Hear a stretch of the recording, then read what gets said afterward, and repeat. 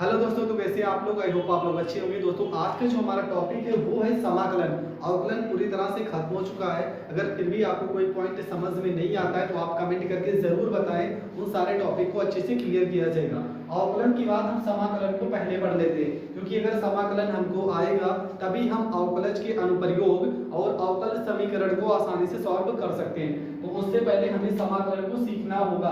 तो आज की वीडियो में हम समाकलन के जितने भी महत्वपूर्ण फार्मूले हैं उन सारे फार्मूलों को अच्छे से बताएंगे और उनका कहां पर यूज होगा, किस तरह से यूज होगा, उन सारी चीजों को बहुत ही बारीकी से समझते हैं। तो चलते हैं फार्मूले की ओर। आपका पहला फार्मूला है और सबसे जो ज्यादा इंपॉर्टेंट फार्मूला है वो है x का power n into D x. ठीक है, अगर आपको कहीं पर भी प्रॉब्लम होगी तो आप कमेंट करके जरूर बताना। अब हम एक एक फार्मूले को आपको समझाते हैं। जैसे कि इस फार्मूले में लिखा है इंटीग्रेशन x की power n into D x. Formula क्या होता है? फार्मूला होगा x की पावर n प्लस 1 बटे में हो जाएगा आपका n प्लस 1 और प्लस में c, जहां पे c आपका अचर पद होता है। ये c कहां तक लगेगा? जब तक आपका निश्चित समाकलन नहीं आ जाएगा तब तक आप c का यूज करोगे, लगभग शुरुआत के 5 या 6 लेसन में। उसके बाद c का प्रयोग नहीं करेंगे। हम बताएंगे कहां पर c का प्रयोग नहीं होगा। तो पहला फार्मूला है आपका x की पावर n और x का पावर n प्लस 1 और बटे में आपका n प्लस 1 प्लस में c। एक क्वेश्चन भी इसका दे रहे हैं, कैसे क्वेश्चन होगा मान लेते हैं। क्वेश्चन है आपका x का पावर मान लो यहाँ पे 3 है। ठीक है, इसका करना है आपको समाकलन और यहाँ पे dx है। तो आप कैसे समाकलन करोगे? x का पावर 3। ठीक है, इसी फार्मूले के अकॉर्डिंग करेंगे, जहाँ पे n का मतलब होता है नंबर।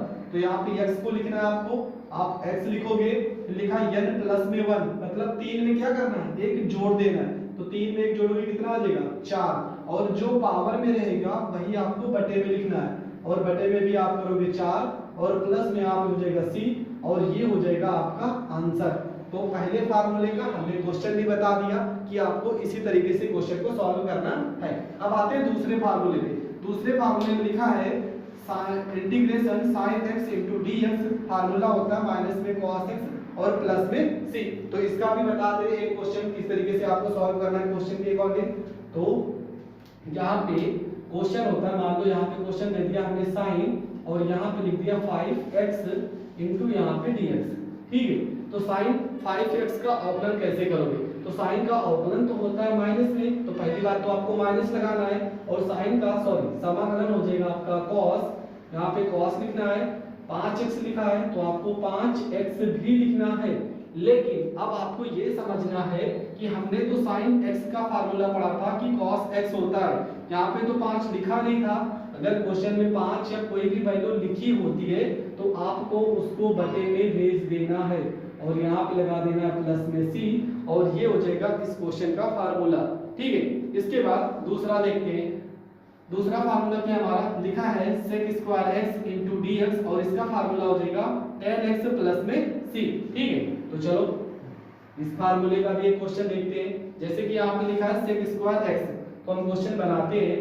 यहाँ पे लिखा होगा मान लो sec स्क्वायर, यहाँ पे लिखा है 2x हो जाएगा।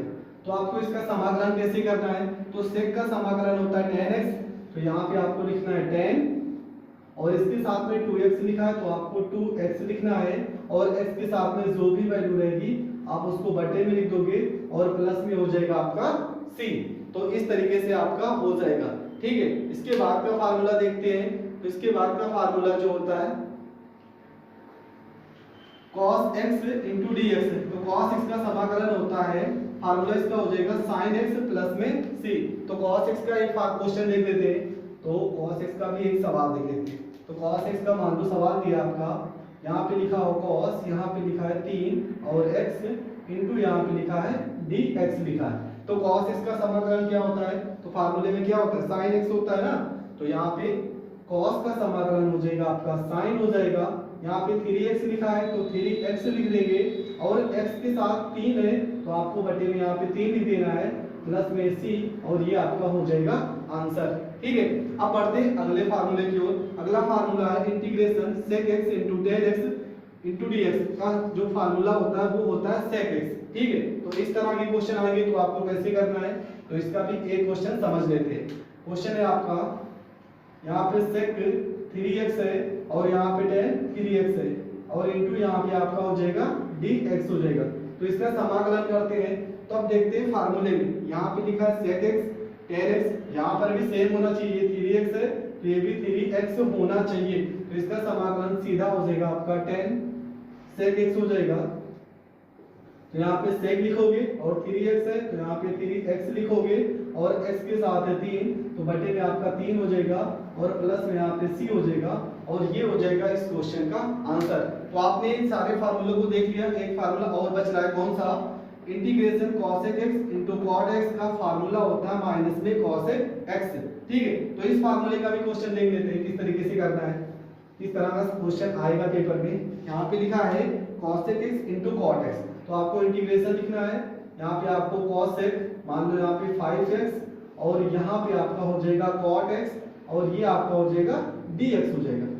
ठीक है, यहाँ पे x है तो ये भी x होना चाहिए, यहाँ पे 5x है तो ये भी यहाँ पे 5x होना चाहिए। ठीक है, ये दोनों वैल्यू बराबर होगी तब आप डायरेक्ट इस फार्मूले का यूज कर सकते हो। तो इसका फार्मूला क्या हो जाएगा? माइनस में यहाँ पे आपको cosec लिखना है। ठीक है, 5x है तो यहाँ पे 5x लिखना है और x के साथ 5 है तो बटे में आपको 5 लिख देना है प्लस में c और ये हो जाएगा आपका आंसर। तो इस फार्मूले के अकॉर्डिंग किस तरह के क्वेश्चन बनेंगे और कैसे आपको सॉल्व करना है ये सारी चीजें आप समझ चुके हैं। फिर से समझ लीजिए, x की पावर n का जो सूत्र हो जाएगा वो हो जाएगा x का पावर n+1 और पूरे के बटे में n+1 प्लस में c। sin x का समाकलन का फार्मूला होता है माइनस में cos x प्लस में c। sec स्क्वायर x का समाकलन का फार्मूला होता है tan x प्लस में c। cos x का समाकलन का फार्मूला होता है sin x प्लस में c। sec x into tan x dx का फार्मूला हो जाता है sec x प्लस में c।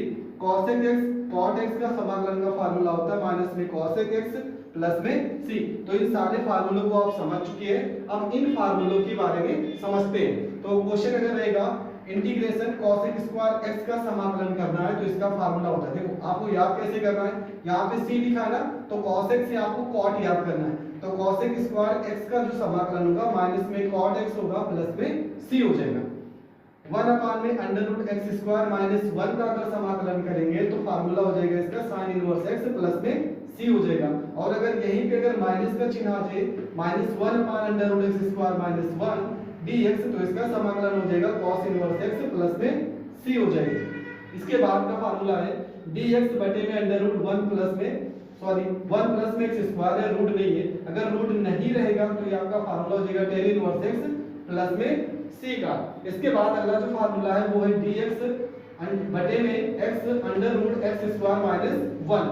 अगर x और अंडर रूट में x स्क्वायर माइनस 1 दिया हो और यहाँ पर प्लस का वैल्यू हो तो वो आपका सेक इनवर्स x का फार्मूला हो जाता है।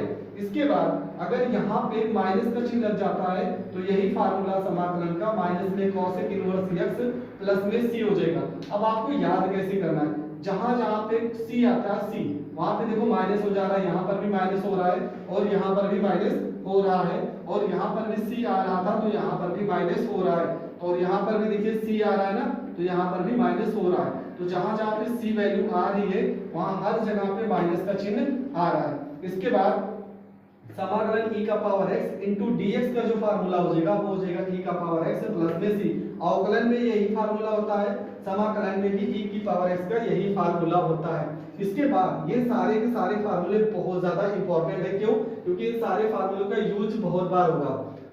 a की पावर x का समाकलन क्या हो जाएगा? a की पावर x बटे में आपका हो जाएगा log a प्लस में c हो जाएगा और 1 अपान में x 1 बटे x का समाकलन का फार्मूला हो जाएगा log x प्लस में c और tan x का फार्मूला हो जाएगा समाकलन में माइनस में log और माड में आपको cos x प्लस में c लिखना है। आप इस फार्मूले को इस तरह से भी लिख सकते हैं कि log माड में sec x प्लस में c। तो ये tan x का दोनों में से चाहे जो फार्मूला आप यूज कर सकते हैं, दोनों के दोनों फार्मूले आपके सही होंगे। इसके बाद cot x into dx का समाकलन का क्या फार्मूला हो जाएगा? तो cot x into dx का जो समाकलन का फार्मूला होता है वो हो जाएगा log और माड में आप लिख सकते हो sin x प्लस में c। इसके बाद अंडर रूट समाकलन sec x into dx का जो फार्मूला हो जाएगा वो हो जाता है log माड में sec x प्लस में tan x। Very most formula है, बहुत बार पेपर में पूछा भी गया है ये क्वेश्चन। इसके बाद आपका आता है समाकलन cosec x into dx का फार्मूला हो जाएगा log cosec x माइनस में cot x। तो ये सारे के सारे जो फार्मूले हमने बताए हैं, ये सारे के सारे फार्मूले समाकलन में होते हैं, और इन सारे फार्मूलों का यूज कैसे होगा, इन सारे क्वेश्चनों को हम करते हुए सॉल्व करेंगे।